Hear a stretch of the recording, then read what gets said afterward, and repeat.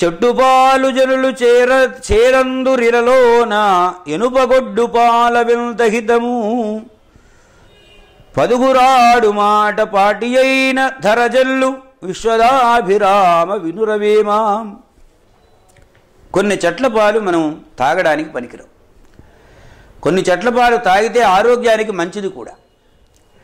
కానీ చెట్టుపాలు జనులు చేదందురిలోన చేదుగా ఉంటారా, ఆ పాలు తాగుతావేమిటంటారు. అలాగనే ఒక గేదె పాలనిస్తుంది, ఆ గేదె పాలు నిజంగా ఆరోగ్యానికి ఉపయోగిస్తాయా అంటే ఆరోగ్యం అనారోగ్యం రెండూ కలగజేస్తాయి.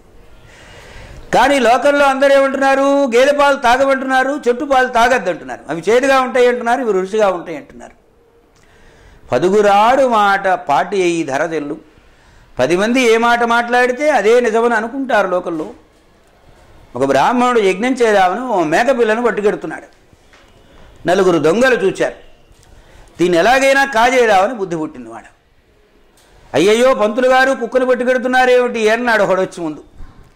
అనేటప్పటికీ ఇదేమిటి కుక్క అంటాడేమిటి, ఇది మేక కదా అనుకొని ఈయన ఎందుకైనా మంచిది సరే తీసుకుపోతున్నాడు. కొందరు వెళ్ళేటప్పటికి మళ్ళీ రెండో వాడు వచ్చాడు. ఏం పంతులు గారు కుక్కను తీసుకెళ్తారు, కుక్కను పట్టుకుంటే మీకు మహాపాపం కదా, స్నానం చేయాలి కదా, ఏమిటి కుక్కను పట్టుకెడుతున్నారు అన్నాడు. కొంచెం అనుమానం వచ్చింది, ఇది నిజంగా కుక్కేనేమో, లేకపోతే ఇద్దరంటారా ఏమిటి, వాడన్నాడు పొరపాటు పడ్డాడు అనుకోవచ్చు, వీడు ఇద్దరు పొరపాటు పడతారా అనుకున్నాడు.